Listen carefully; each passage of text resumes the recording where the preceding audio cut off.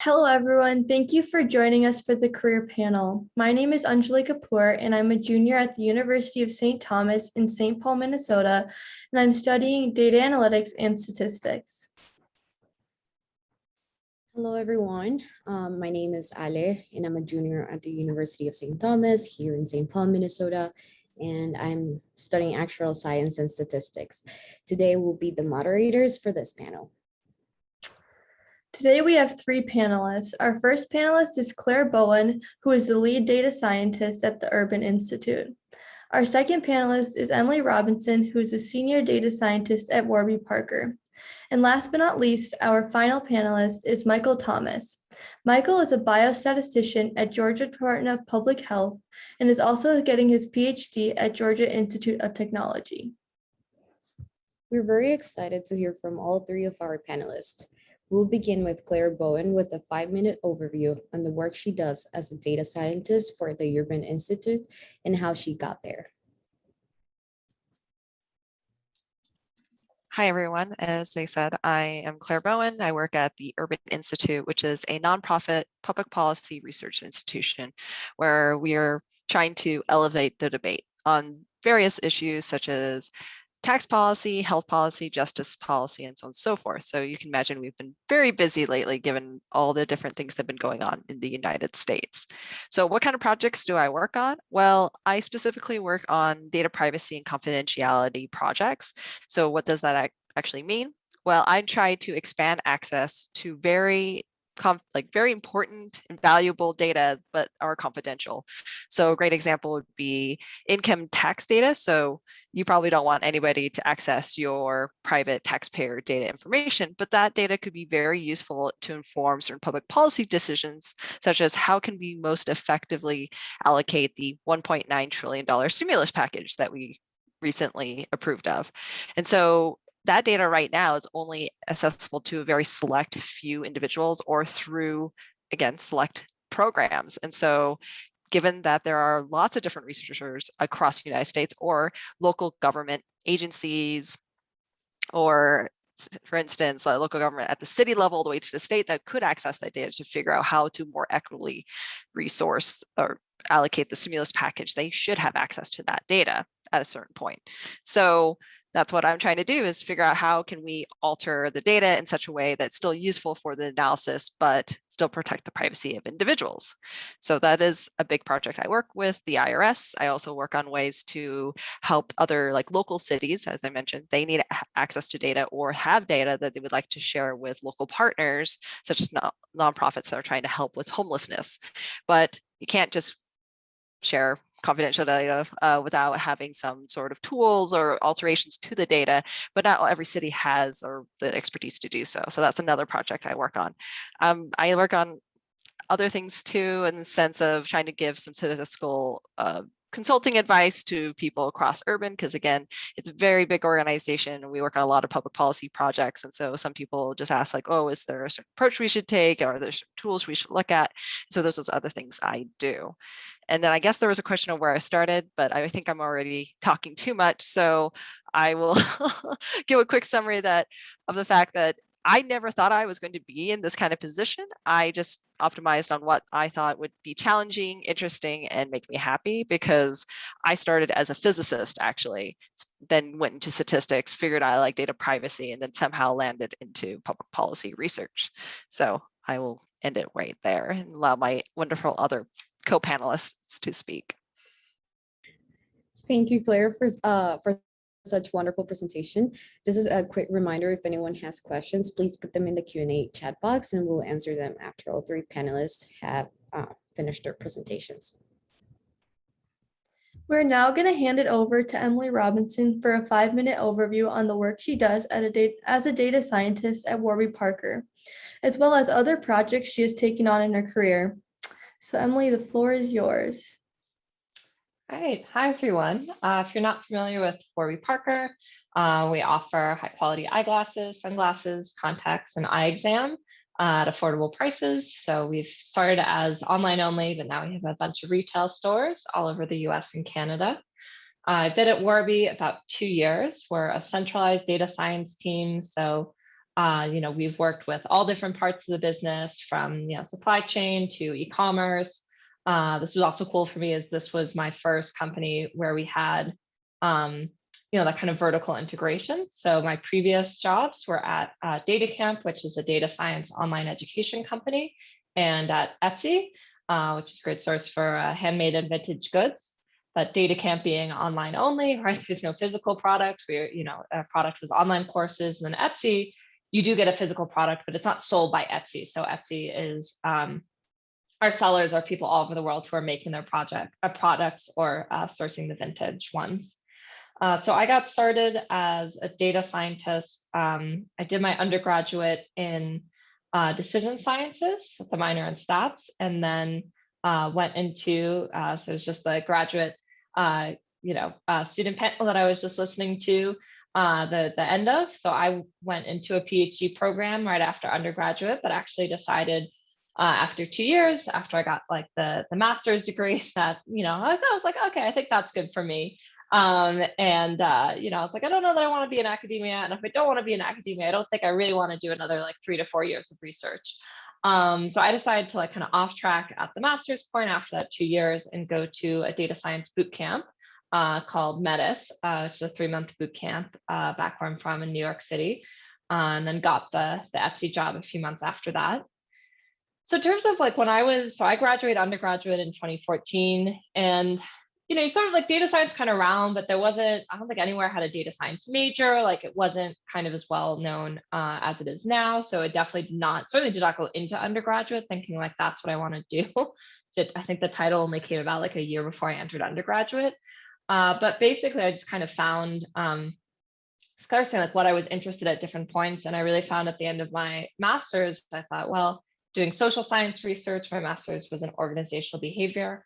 And I found that process of social science research of thinking of a problem, like finding data, either data that already like kind of exists or running an experiment to get data, analyzing it, presenting it to different groups of people, really set a pretty good foundation for going into data science. And then at each of my jobs, I've, really looked for how can I help make an impact with not just like the kind of stat stream, but also helping other people understand their data, kind of sharing that knowledge and really figuring out where, whether it's through, sometimes it's a statistical model, but sometimes it's making a dashboard for someone or a report. That's kind of one thing I like about data science is it's a pretty big space. And so you can, do lots of different things there, and there's always more to learn. Thank you for that nice overview. Again, if anyone has any questions for Emily, please put them in the chat box now, and we'll answer them after all 3 panelists have finished their introductions. So now, last but not least, we'll now hear from Michael Thomas for a captivating 5-minute presentation on biostatistics while working at the Georgia Department of Public Health and obtaining his PhD at the Georgia Institute of Technology.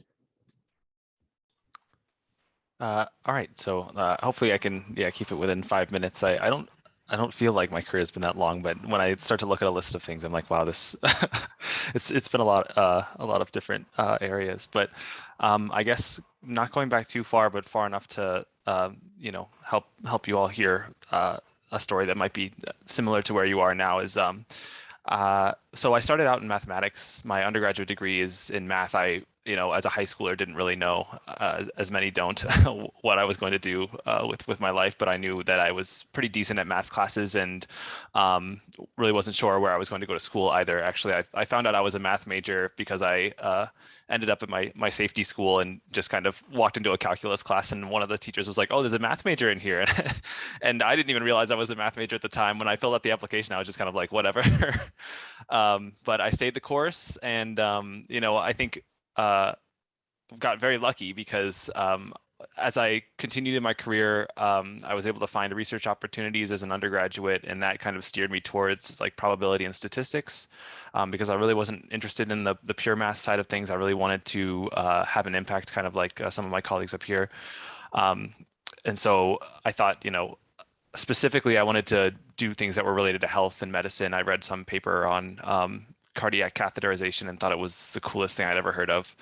And so I went for a degree in biostatistics after talking to some people at the CDC. So I live in Atlanta, so oftentimes when there are career panels or things like these, you know, I'll run into people from the CDC. So when I was an undergraduate, I was in a very similar position and asked for some advice, and they said, yeah, go get a biostats master's. And so I moved to Philly, worked at Drexel, got my master's degree there. You know, that was extremely helpful. I think the graduate degree in particular really focused my skills. You know, I had a lot of disparate information from my undergrad, just taking kind of not random classes per se, but kind of trying to aim my career. And then I really honed my skills in my master's degree, because, you know, you don't take any general education courses there. You know, all of your work is focused on, you know, a pretty concentrated area.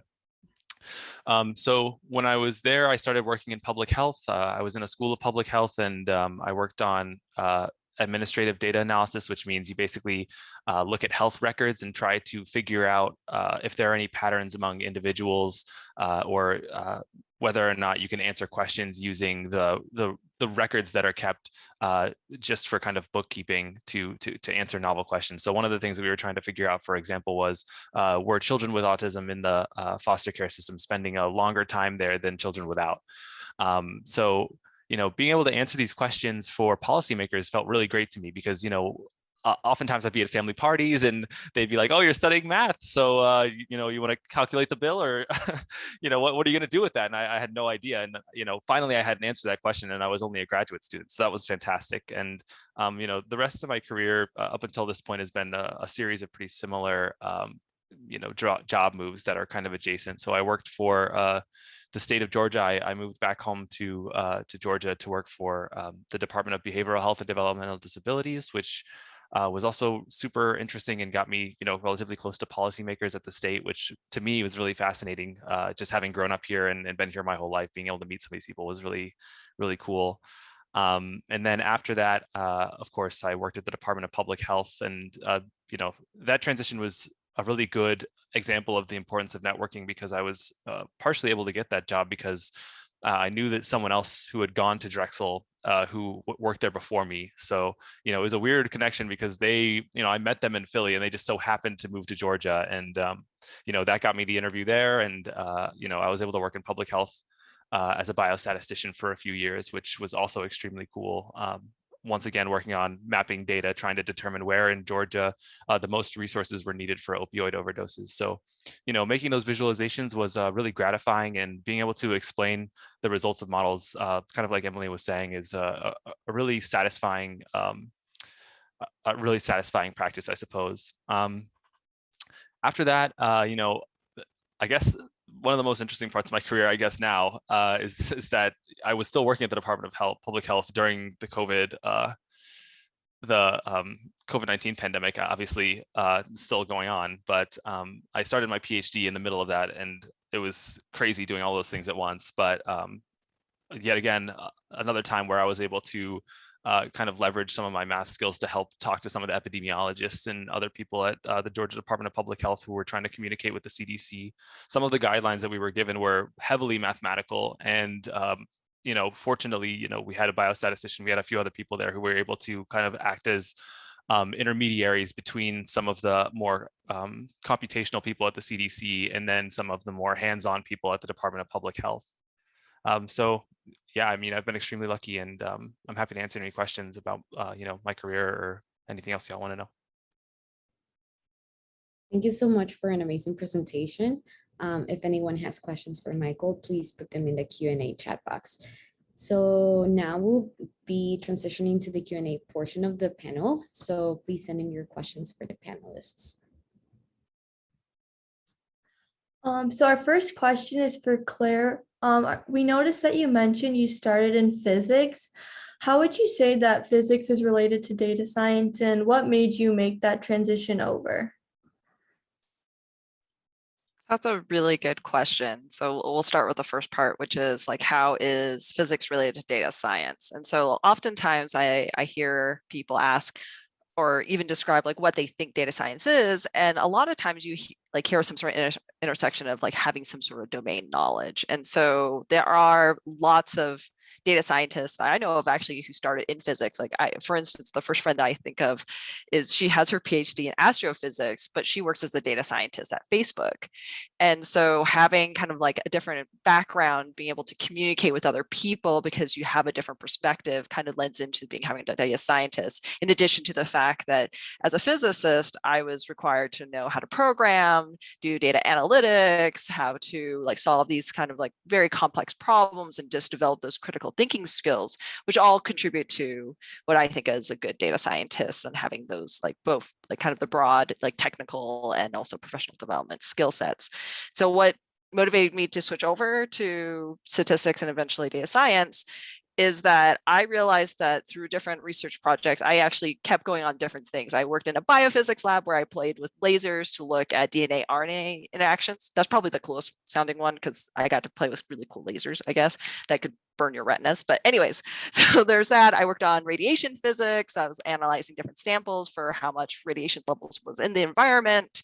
And I also worked in physics education research. So how should you present concepts within physics in a way that is most effective to communicate to students and be more explicit, or figure out what are like those really troublesome concepts of like, oh, maybe this is not how we should show how waves propagate in a medium. Maybe this is like a better way to explain it. So bouncing around from all of these different things, my then boyfriend, who's now my spouse, told me, hey, I think you're really interested in statistics because you just get really excited about all the analysis that you do, because like you're not as excited about the application, like you keep just bouncing around anyway. So that whole saying from Tukey that the famous ones like, oh, you get to play in other people's sandboxes or backyards. And that really did apply to this case because I just kept bouncing around everywhere. So I knew I wanted to do research, and I applied to graduate programs in both physics and statistics. And through various reasons, I ended up going to the University of Notre Dame to go for a statistics degree. Now, I'm not sure, was the question also why I went to privacy, or did I already answer the question about like, why did I switch? It was just overall why you switched. So I think you're able to answer that. Thank you. Okay, so our next question is for Emily. So we noticed that you also have a podcast about data science. What motivated you to start the podcast, and what are some things you discuss on it? Yeah, so the podcast is called Build a Career in Data Science. So, and I do it with another data scientist, Jacqueline Nolis. And actually it came about because we wrote a book together with that same title. And I kind of like that story of how I ended up writing the book. So I'll sort of go back a little bit because the book led into the podcast. And it was, I met Jacqueline. So she's a data scientist, lives in Seattle. I was in New York at the time, but we were both speaking at a conference in Texas. We saw each other's presentations, and we said hi afterward, chatted a bit. Then we went our separate ways. And a few months later, she messaged me because Manning, which is a technical book publisher, reached out to her and said, hey, we're thinking about having getting someone to write a book around data science careers. Would you be interested? And then she reached out to me because we'd met that one time, and she'd seen I'd written a few blog posts with some career advice, and she said, hey, I don't really want to write this by myself. I think you would have a good voice here as well. Do you want to write this with me? And we went from there. And I kind of like that story because it's just like going to this one conference. Like, I don't know that I ever would have necessarily thought to write a book myself, or done the work of like reaching out to a publisher or finding a co-author. And it just sort of happened because I set up through writing these blog posts and speaking and meeting with her, that kind of just kicked off this series of events. And why we decided to make the podcast after the book came out was we felt like there's a lot of really useful stuff in the book. But one, it is, we give discounts code, but it isn't available for free online. It's a paid book, and we're like, well, we want to offer something that's freely available to everyone. And also, we don't really have any personal stories in the book, so it's it's inspired. Like a lot of the advice we give is kind of based on our personal experience. We don't really share much of that. If we share stories, they're like made up stories, right, about fictional people or fictional companies. And so the podcast was a bit of a chance for us to like give some of the highlights of the book. So we have an episode for each chapter, as well as add some like personal stories or hot takes, I like to say. And then also we have a few bonus episodes. So things we realized afterward, we're like, oh, I wish we had talked about that in the book or talked about it more. The podcast gave us a venue to, have a dedicated discussion time. So I really like that because Jacqueline has a PhD in industrial engineering. She's been a first data scientist, data science manager, now leads data science at Saturn Cloud. And like I said, like I come from a like kind of stats, like social sciences, like masters, boot camp. And so I think we really kind of complemented each other in our experience. Thank you. That is wonderful. That is just amazing. Our next question is from Michael. So we were curious, as you're currently working a full-time job and getting a PhD, how do you balance your time and what are some of the challenges you face with that? Yeah, I guess I should have been more clear. So the way I balance my time is incredibly unbalanced. I'm mostly a support role at DPH now, the Department of Public Health. So I spend almost all of my time on my PhD. I think, Emily and Claire can probably attest that it's incredibly time consuming. It's a lifestyle for sure.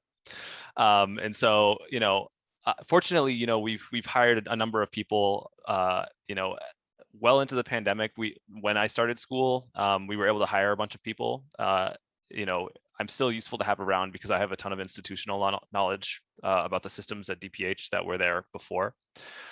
But basically, yeah, I've met people who have done the working while having while getting a PhD thing, but I would not recommend that at all. I think the amount of time that it takes to get a PhD, I mean, at least if you're trying to do it efficiently, it requires almost more than a full-time dedication. So that's how. But it's nice to have a little scratch on the side for sure. So if you can find a side gig of some kind, that is definitely a value. Thank you for that. So our next question is more like any of the three panelists can answer or just give us your opinion on it. But during school, how do you both study statistics and maintain your knowledge about a specific field of application? It could also be like math because you all did different majors.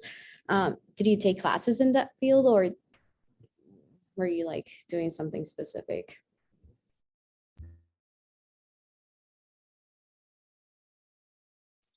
So I can start. So for me, it was kind of a split of classes. So for example, in undergraduate, so decision sciences was a major I actually created, but it included lots of classic classes in economics. I'm actually in philosophy, psychology, as well as I mentioned, just kind of pure stats classes. And then in graduate school, was kind of similar. It's there were a few kind of pure stats classes, but then there was also one on specific areas of research and organizational behavior. But I will actually say I learned a ton in terms of domain knowledge. Before I worked at Etsy, I hadn't, where I didn't really study, I didn't really know much about e-commerce. What I did know, which was somewhat helpful, was I got kind of a foundational knowledge in experiments. And that was what I did a lot at Etsy. But I actually gave a talk 8 months after joining Etsy, which was sort of all the differences in doing experiments that have millions of users a day, on an online website, right? If you change the web page versus in my little Psych Lab or whatever, right, with 100 people. So I would say and then I went to data camp. I didn't really know much before joining that about online education. And I went to Warby, never made glasses before. So I guess all that to say is, and I've seen that with a lot of people, at least in data science, is you learn sort of about the domain, when you started a company, and that wasn't, it was helpful to have a area when I was an undergrad. So in my case, kind of psych or my social science research to apply the stats, but I didn't feel oh, I really have to have, at least I wasn't someone who started out with I really want to work in health or I really want to work in this. And I know some great people who did that. Michael, that sounds sort of what you found, but there's also, I know a fair amount of people who didn't necessarily have that and then pick that up when they get into the job. Thank you. I'll go next, especially because I started in physics. So it's interesting that some of my physics background does come up occasionally. And it's like I said, I wasn't intending to become a data scientist. I thought I was going to be a physicist and I was going to do cool experiments. And so I wanted to be more on the experimental side of things, and realizing that when I was bouncing from one project to the next, there was just, you just kind of pick it up along the way. Like when you talk to a collaborator and you kind of learn about what is that topic, and then you figure out like, well, there's papers I can read, or there's presentations I can watch. And the same is what's happening now for me in a public policy place, because I specialize in privacy in the sense that it can be applied to any data set, because there are data sets in every domain that are considered sensitive and there are restrictions how to share it.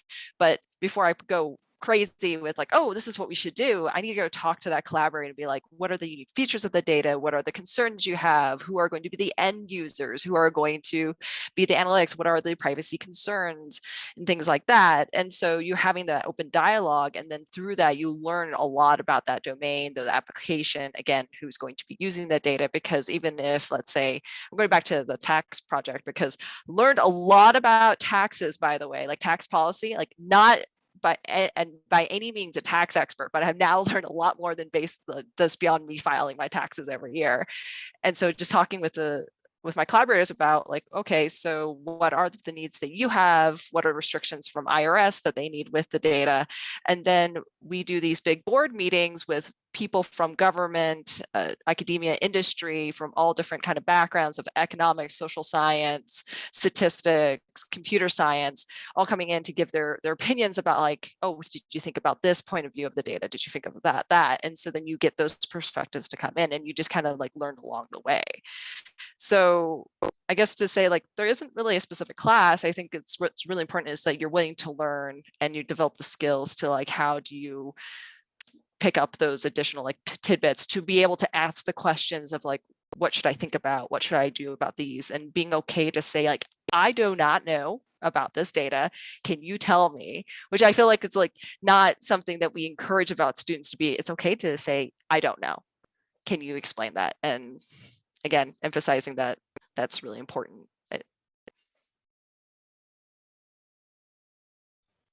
Yeah, I definitely agree with that, Claire. That like those, and I think it's really, communication skills are hard to teach, but like super undervalued, and just like problem solving broadly.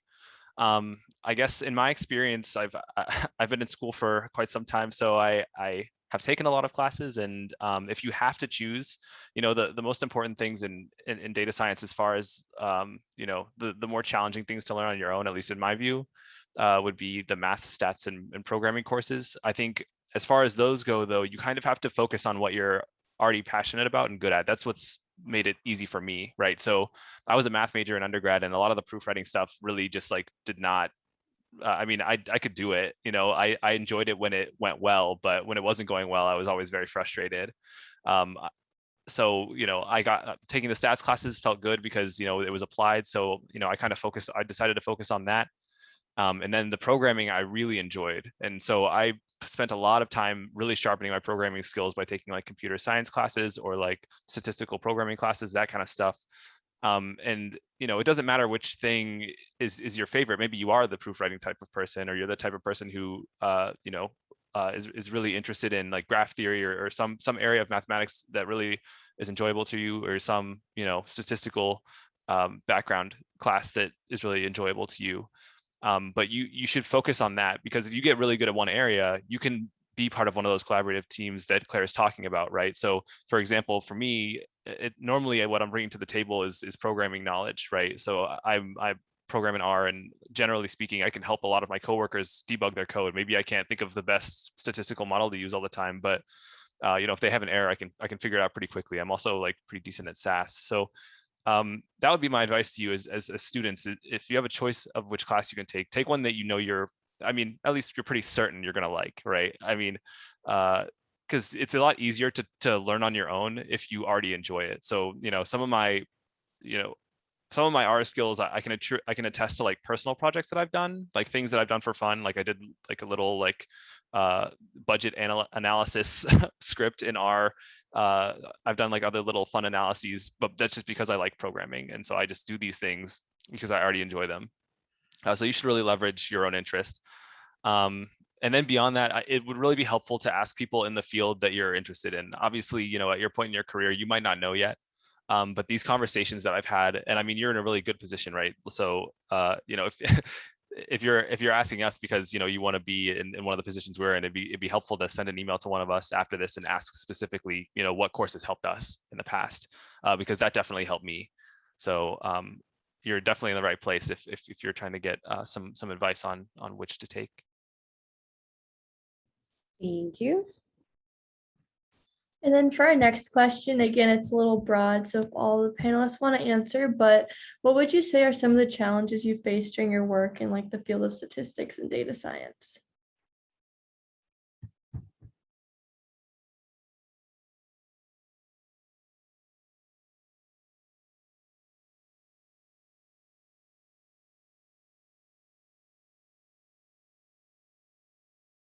I'm trying to think of one that would be useful for y'all to know. I'm like, which, because there's other, I mean, there are things that like are challenges, but I'm trying to think about one that would be like beneficial to be aware of ahead of time. I guess one of the challenges actually, especially now, is just like, I don't know if everyone else has this problem, but it's one of the same ones at school where it's like remaining focused right now is incredibly difficult. Being able to sit down and really think about a problem by yourself, it can be very challenging. You know, some of us are still working from home, so you know it's hard to eliminate distractions from that perspective. You know, we're connected through email, Slack, 100 other devices. So you know, being able to figure out, and since a lot of you are in school, you know, you're probably already working on this, but being able to figure out what time of day and you know what distractions you need to eliminate is an incredibly important part of being a data analyst, especially if you're if you're not in management yet and you're just you know writing code, or you're just you know trying to think through statistical problems. I think it's really important to be able to figure out how to kind of I feel kind of campy saying this, but like hack your mind into into staying focused for an extended period of time. So I know a lot of you are already working on those skills, but that's definitely something that's incredibly important going forward and will become harder, I imagine. So I finally thought of something. I'm glad that Michael was able to chime in. So one of the things I'm struggling with right now is saying no. Like I've had this problem forever, and I just chatted with my supervisor actually this morning, and she's like, my concern for you is you're overcommitted and like you need to figure out how to siphon some of your work. And I mean, when I was asked to even give this talk too, because like I think Mina knows that I have a weakness for students, and I was like, yes, I'm gonna totally do this.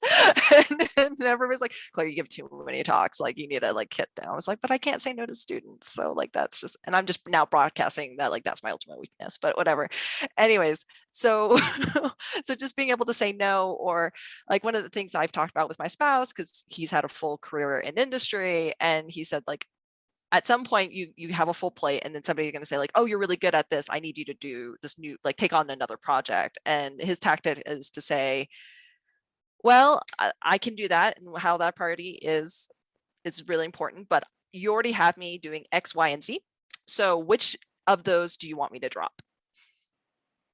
And that puts it back to the supervisor to be like, what is that priority? Or I can take on the additional thing, but are you okay with now all 4 of those things lowering in quality?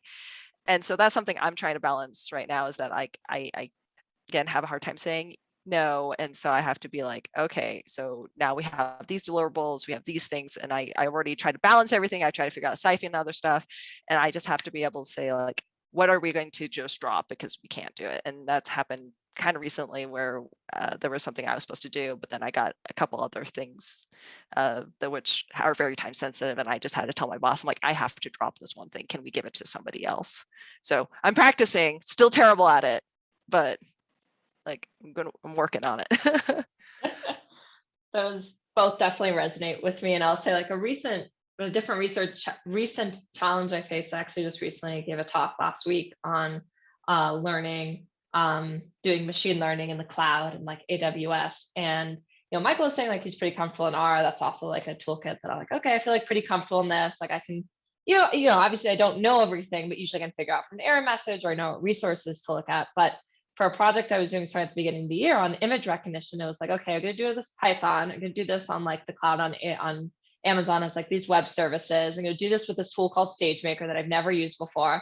And I was like just a total beginner basically on this. Like I knew some stuff on machine learning, but I hadn't really used the cloud before. Like there are just so many resources and documentation. And so just being comfortable going back into that kind of beginning mindset, like you were saying earlier, right? Like admitting I don't know something, like Claire was saying, and that felt a little bit uncomfortable because in some other cases, like when I left, Etsy at Data Camp, I specialized in experimentation. And like I was the expert at that company on that, right? I felt like very confident in that. And then when I started at Warby, I was like doing projects, just like, okay, I'm doing this, I'm pretty comfortable. And then to go back to being like, I just feel like I feel totally overwhelmed. And so just recognizing, I think dealing with that's kind of a normal thing. And because data science is such a broad field, there'll always be areas that will be like totally foreign to you and that you may need to end up picking up for a project. And so getting that skill of learning it, but also just psychologically feeling comfortable with going back to that space. Thank you, all three of you, for those great insights. Now, the next question, it's related to communication. Nowadays, we know how this is like such an important skill to have. And some of you mentioned it before, but how do you learn to communicate your work with a non-statistician in your field?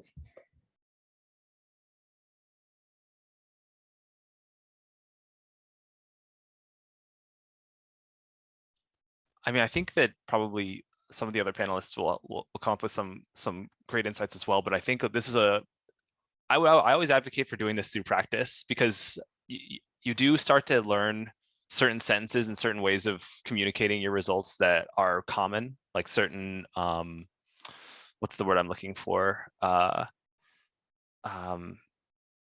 can't remember, but basically what you'll learn this through experience by and large. A lot of classes that ask you to do data analysis. So if you take any stats class, they're going to ask you to explain your results at some point. I mean, some of the more theoretical ones won't, but if you take any, like survival analysis or even like some probability and statistics courses will ask you to explain what you're doing. And the more that you do that, the better off you'll be. I mean, if you want to try to practice this, I mean, you could just try talking, I mean, I shouldn't say just, but talking about your work more often with people it also helps, right? Because they're going to ask you those same questions where they're like, what is a probability distribution? Like at some point you're going to have to explain what the derivative is maybe, and that's even more difficult, but it's just iteration, right?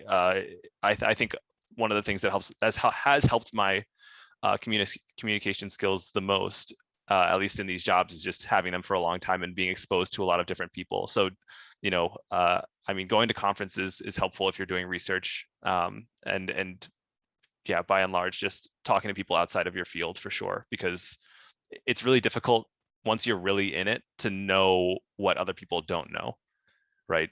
So that can be a challenge, but I think experience is extremely helpful in that regard.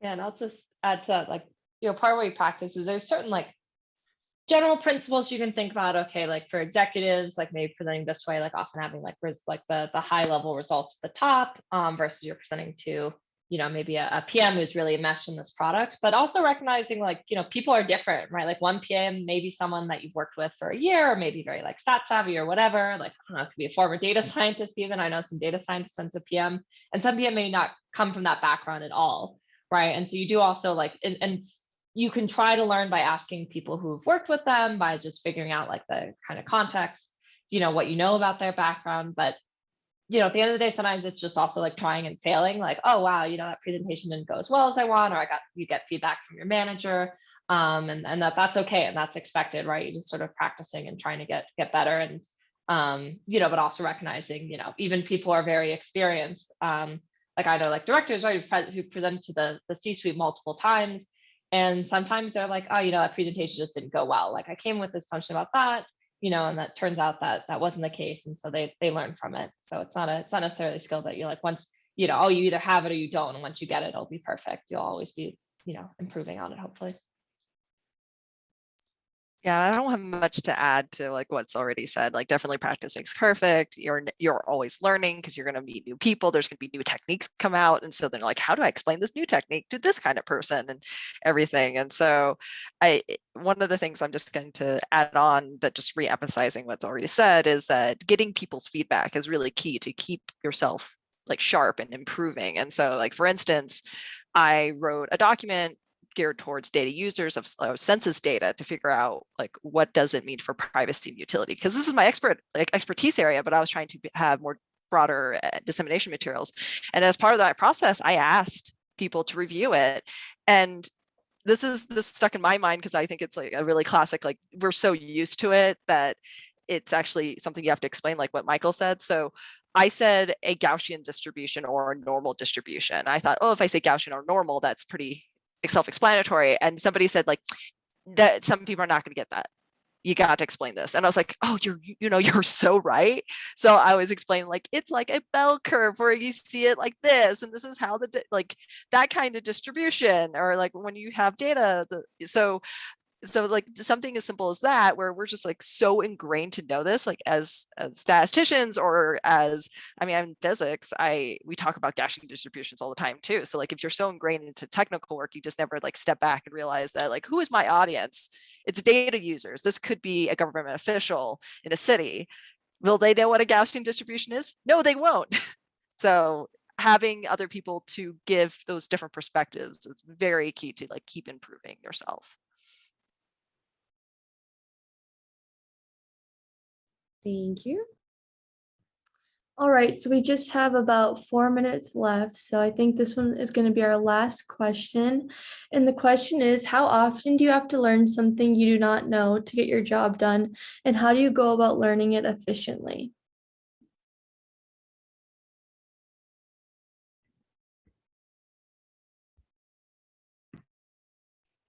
Like this sort of based around my answer. So I'll say I don't necessarily have one strategy. So for example, when I was had to learn time series, it's not something I studied in school, but I was kind of familiar with like through R. I was like, oh, I know this professor Rob Heinemann. He's written like the biggest like I was doing forecasting specifically, like the forecast package, and turns out he'd written like a whole book on it that was extra free online. So it's like, great, I'm gonna read the book. And like so I had like this one resource, explain the package, it explained the theory. It was great. When I was doing this AWS stuff, that was not really the case. There were like many resources. AWS is a very general thing. So like it probably would have been way overkill even to like pick out it would have taken too much time, I think, at the front to like, okay, I'm going to spend like, weeks just reading this book. So I did more like learn as I go type thing, like learn as needed. I was like, okay, let me kind of pick one thing and like just start trying it out. So being like, can I get like, can I connect the pipes here? Can I get, how do I access the training data, whatever. And I just sort of like went piecemeal. And as I ran into error messages, I Googled them, or I like tried to look up documentation on them. So at least for me, I haven't found one way that like, oh, this is like the only way to learn something new. And so I just kind of depending on the problem, I sort of pick my strategy.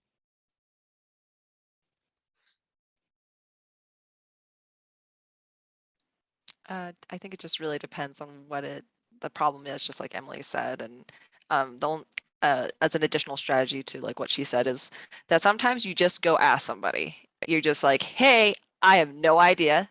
Are you the pro? Or we have a stand-up meetings in our team, and then we'll have like at the end of, so for those who don't know, stand-ups are you say where you're going to do you working on for the next kind of time period till the next time we meet. And at the end of the meeting, we was like, oh, does anybody have like kudos or questions or problems they're trying to solve? And that's a great time to be like, I have this problem. Does anybody else have solved this problem? Because like if instead of me wasting hours trying to figure this out, maybe it will take somebody 10 minutes. And so just again, emphasizing the whole, it's okay to say, I don't know. And do you know the answer? And because you're going to save time overall for everybody. And then you can make a new connection that way too. So.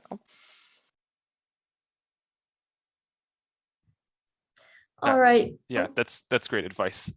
I'd agree with that. And then on top of that, I think I would add to start with small examples. I think Emily kind of touched on that. Basically, starting small is extremely helpful because it will help you build confidence, which will kind of keep you from getting distracted. And then also, I think in statistics, once you start to get into the courses and start to meet more people who are really interested in it, you'll start to find that people get very obsessed with the most optimal solution all the time. And you will think that everything is insufficient, but you'd be surprised at how much you can get away with relatively simple models. So you should start small and then start to build into something crazier over time, just for for the sake of your own confidence, but also because oftentimes a simple thing can work pretty well. Thank you guys for answering that question. Unfortunately, that is all we have time for this wonderful panel. Thank you to all three speakers for such amazing insight. We all really appreciate it. And also thank you to everyone else who joined in and listened to this panel, and also those who asked questions. We greatly appreciate it.